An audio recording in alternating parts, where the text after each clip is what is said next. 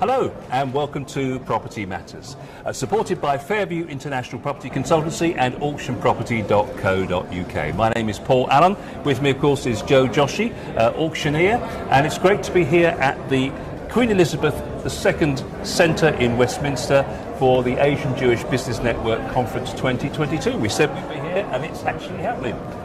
It's amazing, actually, and also the backdrop. I feel like I'm on BBC or ITV. I'm going to be doing that in a minute, just talking about Parliament and so forth. We've already had Sajjad Javid here today, so that's good news. He's had a few words to say. And it's really good for us to be here at Asian Jewish Business Network. The hall is full, lots of people here looking at it. Property is popular. We have property people and lawyers with us today as well. And everyone is here to discuss the future and the current situation as we see it here live today. On Property Matters, and let's introduce our guests to you now. We have Steve Wayne, who's the MD of Benjamin Stevens Estate Agents, and also Tanya Austin. Nice to see you, Tanya. Branch partner at Branch Austin McCormick Law Firm in Mayfair. So, Steve, if I can turn to you first, have you ever lived through a more dynamic time in property than this last 2 years? Well, it's not even the last 2 years, it's the last 2 months. It's been absolutely crazy. It's changing weekly and it's very hard to keep up, and you just need to just keep people informed and just keep talking to people. And Joe, we talk each week, every Sunday, about the extraordinary situation. I mean, we're already on our third Prime Minister and we've only been going 2 years as a show. It has been a dynamic time in property, and yet the market seems to have been so resilient. Because, as you know, or I'm an advocate of property through and through, it's the only thing you can touch, feel and see. Everything is actually invisible, including the Prime Ministers. And they come and they go. But I live in a cottage that is over 200 years old. It was there before we came, and it'll probably be there after we've gone. I can't say the same about all of our Prime Ministers. So that's the difference between property and the real people. And that's why property is so popular, and it is forever changing. Tanya, can I ask you, what's life's been like? How's it changed for you in the last 2 years working in a firm that has specialist areas in property? Well, one of the big things was actually working offline, working remotely, which for lawyers is an absolute no-no, and for property lawyers it was a real no-no, because we like to be surrounded by the security of piles of paper. It's our bricks and mortar almost. But oh no, we had to change all that completely. Fortunately, we were actually well set up to do that, and we went offline, and after a few teething troubles, it worked very, very well. Our team was fantastic, our clients were fantastic, and then everybody that we dealt with was the same. So that was a sort of major technological change for us, and it's actually been marvellous. I think that we've, as a firm, we've grown as a result of embracing new technology, new ways of doing bits and pieces, and we brought in new people. Obviously, the property market, as you said, actually has been very resilient. When COVID first hit, everything stopped. Nobody quite knew what was going to happen. But then, within, I'd say, a few days, we still had exchanges to do. We'd exchange, we had completions. Everybody pulled themselves together and went, well, yes, I still want to buy my house, to sell my house, my flat. I want to invest, whatever it is. So, human nature is resilient. We just get on with it, no matter what's going on, with the government, really. And Steve, we've had a war in Ukraine, a supposedly illegal war in Ukraine. We've got cost of living crisis going on, and yet all of these different things go on, political upheaval in this country. And despite all of this, so many people still seem to want to be involved in property, and the industry seems to be thriving, if you believe what you read. Yeah, the industry's probably been thriving. I would say the last 6 weeks there's definitely been an adjustment. There definitely seems to be, we're on a little bit of a downward slope. I think we're very lucky that Liz Truss stepped away very quickly, because that could have gone on for another 3 or 4 weeks. We now have a new Prime Minister, and there's definitely been in the last few days, there's definitely been a bit of an uplift again. But property thrives off of confidence, and having Boris leaving, then that part, Truss coming in and being very shaky. It's been the last 6 weeks have been a little bit rocky out there. And just tell us a little bit about how you see the market right now. So you're saying things have slowed down, but is there the situation that people have this kind of this FOMO thing, fear of missing out? I just got to get on that ladder because if I'm on it, I can go, which is something that Joe talks about. I think everyone, especially in this country, have an obsession about being a homeowner. It's really something brought into us from a young age. The problem is at the moment interest rates, and obviously the interest rates have gone up maybe 0.5%, 0.75%, but the mortgage rates have gone up by 2-3%. And that's the problem, is they've gone from, I've got someone I know who was a remortgage, and they were looking before at 1.5%. It's now been quoted 6.5%. Now you're looking at going from £1,700 a month, and we're only talking a £300,000 mortgage, to interest only being at £1,700 a month. If he wanted exactly the same deal on the repayment on the same term, he's looking about £2,500 a month. Now suddenly that's an extra £800 a month. Now for a lot of people, it's really hard to find that kind of money, and that's the problem at the moment. It's not necessarily, I think we have stabilised a little bit, but the mortgage rates are a big problem out there. And Joe, we've talked about it on the show, and we know on Thursday there's going to be a decision about rates, isn't there? So it could be another 100 basis points, could be 125, I read this morning somewhere. So we could be at 3.25%, maybe 3.5% by the end of the week, and that's going to be really tough, isn't it? Well, as Steve's just said, that the rates are now so high, not only because the base rates have been pushed up, lending rates are ridiculous. So, from my point of view, it's actually knocking the yields right out of the pan completely. So there was a time when people would say, okay, well, I buy to let, invest, I'm going to get 5, 6, 7% return investment, 1.5% maybe. Now you've got to be bringing in 10% plus, in actually to really almost stand still as a result. So it's making a lot of sharp decisions very, very quickly at this moment in time, where people are saying, well, do I stay or do I go? And what's going to happen? And if, as you know, we've done programs now for forever, and we suggested some months back that they should consider fixing their rates. And at the time, I think everybody thinks it's not going to happen. And bang, all of a sudden, it's come along.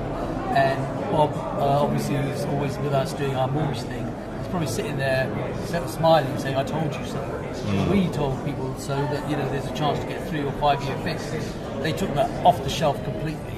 And now they are silly money. And we buy to let 6.5%, 7%. If it goes up by another percent, we're going to be near enough 9% on mortgages.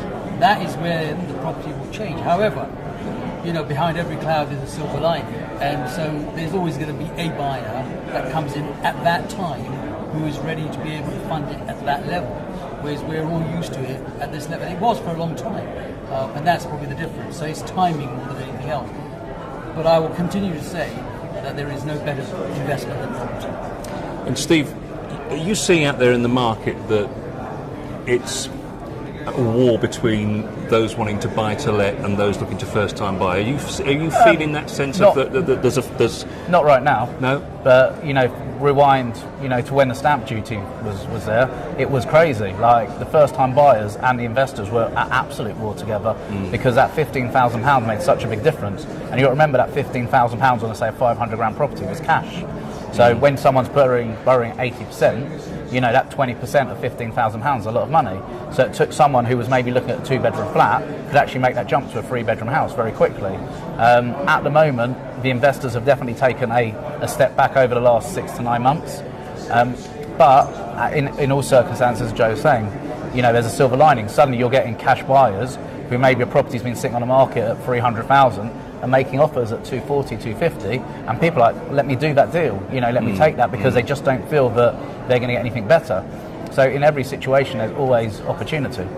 We've had feedback from people who are first-time buyers saying that they've been up for a property against someone who's got a 100,000 deposit to do for a buy-to-let, and the agent is almost persuading the vendor to go with the buy-to-let investment, because obviously there's 100,000 down, so they're not taking a huge mortgage on the property, so there's a perceived better deal to be had there. But also the fact that they buy a lot of properties from an agent, or they might be buying more properties because they buy buy-to-lets for a portfolio. So it's almost like the agent's favouring. Yeah, look, it's like with everything. You'd always rather deal with someone you've dealt with before and you know they're going to perform, than a first-time buyer who's reading the headlines, petrified of what's coming next.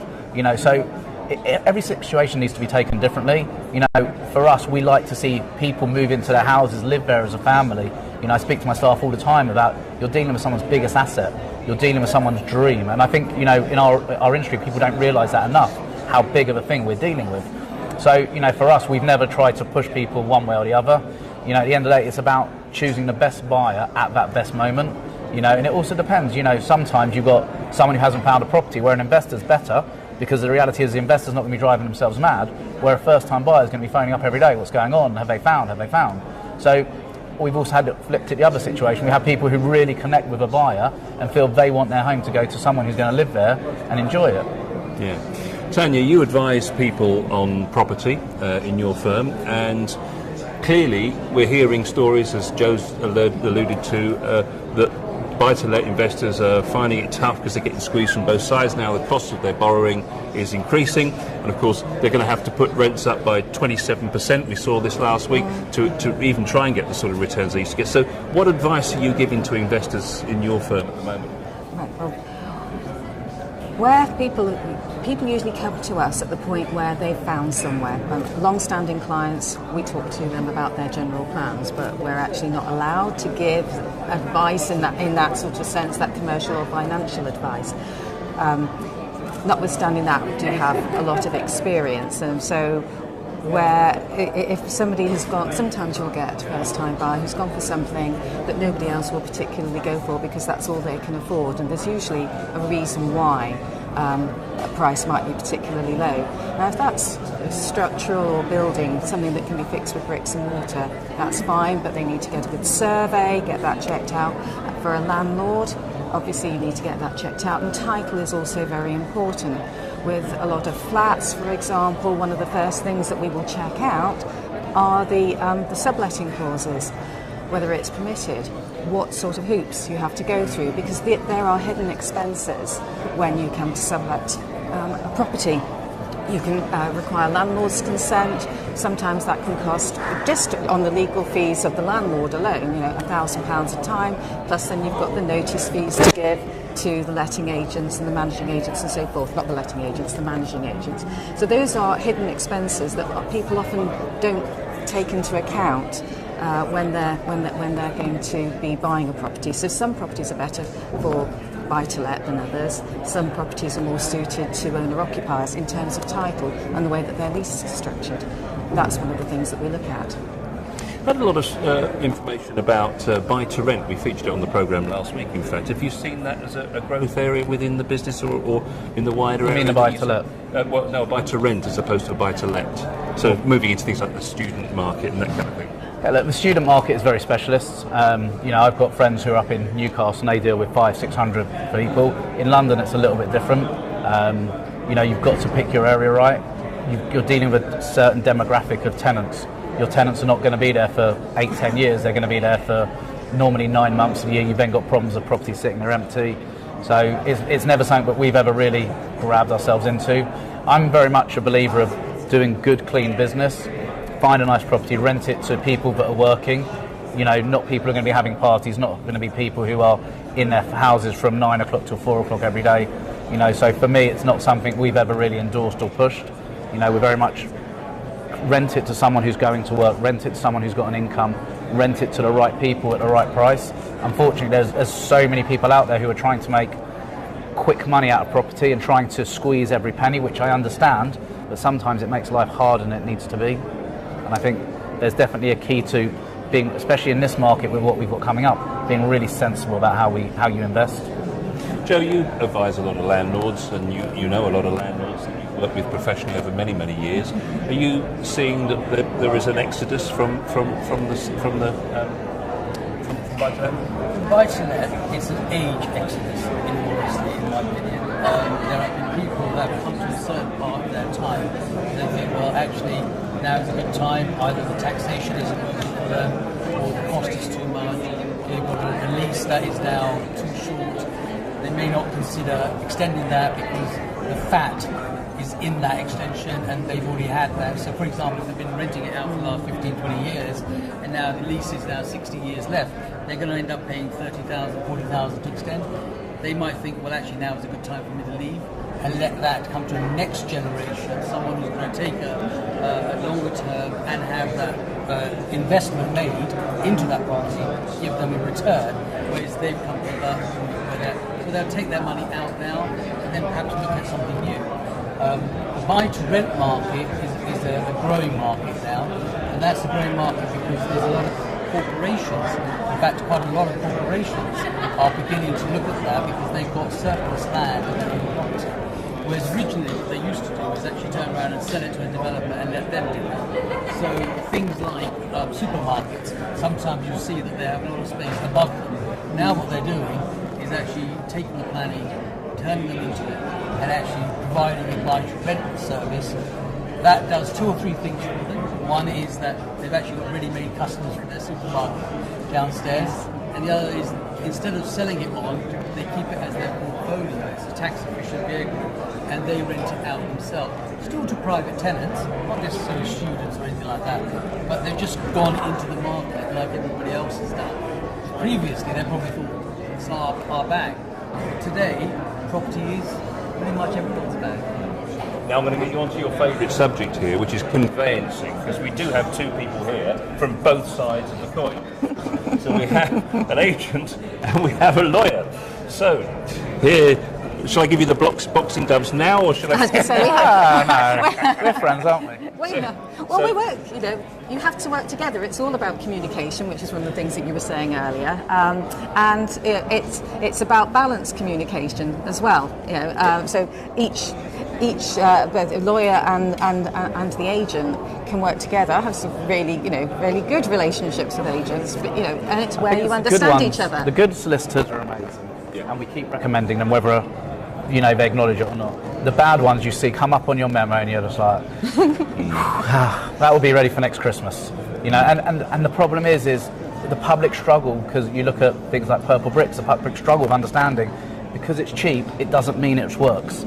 And you look at certain models and certain companies out there who are, for what you maybe charge £1,200, £1,400, £1,800, they're charging £600. So the general public thinks, well, I can save £1,000. And I look at it as, well, actually, you're going to lose that property over the sake of trying to save £1,000. So the good solicitors we have no problems with. The problems are it's the same people every time. It's those same factories who have got 80 staff and 4,000 cases. They just can't cope with the work, but they just keep taking it on. Do you think the industry suffered from having a lot of people that want to be disruptors? We've had the purple bricks example, we've had sell your house for £99 and all that sort of thing. And yeah, it's great because somebody's going to put some money into a little fintech company or something like that, and they're going to try and disrupt the market. But actually, they all lose money. Well, of course, there's very few of these companies who come out. They don't. The problem is a lot of these companies don't come into the market. They'll say they will. They don't come in the market to make the market better. So many of them, before they even start, they're talking about crowdfunding, raising funds, and they're talking about they're selling off. I've known people who have these kind of businesses and they're 6-9 months in and they're already talking about they're selling. And I'm like, why did you come into this? I came into this business because I was a really good agent. I wanted my own firm. I wanted to build a business for life. And then you get these people who come in and they come to ruin an industry. Don't get me wrong, the conveyancing, and I'm sure you'd agree, is broken. It's very archaic. It's so old-fashioned. There needs to be a way of changing it. But I don't think we'll see it in our lifetime. But the problem is not the good solicitors. The problem is the people who are trying to do things too quickly, too cheaply. And they're the people who, what happens is, the people you're dealing with aren't actually lawyers. So they don't know what they're doing. So what happens is they're waiting for the lawyer to come. Oh, sorry, we can't exchange today because Joanne's not in or whatever's not in today. And you're like, well, there's no one else in the firm. Sorry, she's the head of our team. And there's a team of 10. And you're just like, it just becomes like a factory. They're not actually doing your job. And the same with Purple Bricks. They've never been estate agents. They list the properties on Rightmove and Zoopla, and if that property is not sold in 2 weeks, it's not selling. And they'll just hit you for a price reduction until they get to a point where the price is lower than what you ever would have dreamed of. And then when you look at the price you would have got paying an agent a good fee, you're better off choosing your local agent who charges 1.5% in the first place. So Tanya, I think we both agree that the conveyancing system is broken. We all agree the conveyancing system is broken and needs fixing. But so who is slowing up the process? Who's resisting change? Is it the lawyer? Well, it's very difficult. I don't think it is the lawyer. We work with what we have. We have duties to lenders. We have duties to our clients. we need, when somebody is buying a property, it is, as we all agree, the biggest investment they'll ever make most of the time. It's very, very important to get it right. So, when we're looking at what somebody's buying, we're also looking at their exit strategy at the same time. So we want to resolve all the problems that there are. I suppose that the conveyancing process, leasehold properties and things like this, it's all grown up in a very quite a random matter. Yes, we've got, the 1925 Law of Property Act, which sort of sets down, the basic principles and foundations for what we have today. But in terms of how development works, how property is built, how title is created, it's individual. It's as individual as each property, individual as each particular development. And sometimes there are mistakes in those things, and they're built in. They're not necessarily meant to be built in, but okay, sometimes they are meant to be built in. Take escalating ground rents, for example, okay, where the ground rents sort of double and then triple, etc., etc. Now, those were built in by many developers because then they would be able to, another thing, sell off the ground rents. It's another form of investment and another form of reaping the benefit. But it's one that people didn't realise if they weren't properly guided as to what the cost could be in X years' time. It's also one that the lenders were perfectly happy with initially, and then they changed their minds. They're not happy with it at all. So, I suppose that the conveyancing process reflects properties and it reflects people and human beings. So it's probably never going to be perfect, but I think there probably are things that can be improved. I'll stop for now because I'm just about running out of. I'm thirsty. I've talked enough for a moment. I think it's fair to say that everyone seems to agree, and we've talked about it, Joe and I, on the show, but that having more of the information up front when you decide to buy the property, to make the offer in the first place, would be a so much better system, because so many of the deals fall apart when we actually get down the line and we get into like the development. The HIPS, I was going to say, like the HIPS system, which actually, people were very resistant to that when that first came in, but actually it worked well. It worked great. Suddenly conveyancing times were so much quicker. Yeah, and then they abandoned it all. It is crazy that actually that was moving the world on. All they kept with the EPCs, which is a little bit of money for people. But even that, people haven't been able to make careers out of that. So they sort of built this thing in, which just is pointless. Because we always used to provide sale packages. Especially if we were doing development work, we would provide sale packages from the very beginning anyway, with all the information available up front. So for us, it wasn't a huge move at all to actually do that for our sellers and our etc. And it's a very good discipline, something we like doing. So. And Joe, do you think we'll ever get this sorted in our lifetime? I think we have consensus around the table. No, I don't think you would. I mean, I've been in agencies, for 40 plus years, and then when it comes to the auction side, I find that the auction is just amazing. They can do everything up front. It's much less time, and I find that it can be done there. It can be done in ordinary estate agency. Like we talked about the HIPS just then, why not? I mean, it doesn't need the government to actually do that. It takes a operator to actually turn around and say, we will provide this there up front. Customers will probably pay you a certain amount of that up front, and you can actually get the balance of it later. But it's time, and if you value time against money, then if you had all those packs ahead, the chances are you'd get more transactions through. My pet hate is because I always find that if you really want a deal gone wrong, put it in the hands of the solicitors. By the time they've actually got round to doing something with it, the deal's gone wrong. And so it falls off the edge, and that's why he's picked this subject, because he knows that I'm right on it. But that's the truth of it, because that time kills a deal. If you give someone long enough, they will change. And if property agency, the biggest problem with that is that people have time to think about whether. So let's say a couple are buying, they've fallen out, circumstances have changed. Before you know it, that has been the reason. And from an agent's point of view, you've invested time and money and energy, and you're back to square one. And yet the solicitor probably hasn't even picked up the file. That is provocative. Lucky's on the other side. That's why you put two. I'm sitting in between. Joe, you mentioned the government a moment ago, and let's just bring this show to a close with a little chat, because there's been many jokes I'm sure you've all seen on Facebook and other social media about, it's the 31st of October, we're only 3 Prime Ministers away from Christmas. And obviously Richie's now got his cabinet in place, and we assume he's going to be there for a while now. And of course the one thing from property's perspective is he's put Michael Gove back in charge of levelling up and all that kind of thing. And whether that's going to have the money to do that after all the budget conversations going on right at this time before we have the statement, who knows? But we do know that we can assume that agenda that he brought to the table initially about Section 21 and building of houses and so on, and a whole raft of priorities he's got. Do you? I mean, he's got plenty. He's got a full intro, that's for sure, hasn't he? And all of this. But do you think that's good news that goes back? Do you think he's good news for property in general? I guess time will tell. I don't know the guy's thoughts and politics, but it would be a very, very easy move for them is to go back 9 months and get that stamp duty cut properly this time and really get the property market moving. Because the reality is you get property moving, solicitors make money, carpenters make money, bathroom companies make money. I don't think people realise, and that's when we came out of the pandemic, that's why they did that, is property gets everything moving, and they need to get this market. We are in a stale market, and they haven't, they've taken the extra 17 days, because obviously today was supposed to be the budget, and they've taken that extra bit of time, and they need to do something a little bit drastic. And people would turn around and go, well, you're losing money by getting rid of that stamp duty, but actually you get so much more money coming in from all different other angles. I think if they can look at going back down there, I think they'll get this whole country moving again.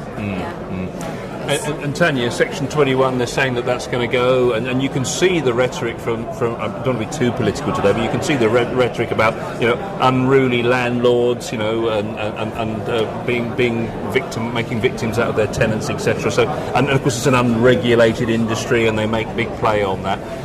They are saying that they're going to, in taking Section 21 away, going to give other forms of resolution through courts and so on, separate courts, aren't they? So do you think that's a good move? But they're going to have to do something, aren't they? Well, what they're going to have to do, first of all, is they are going to have to sort out the courts, because if anything is broken, the court system is under huge stress and strain.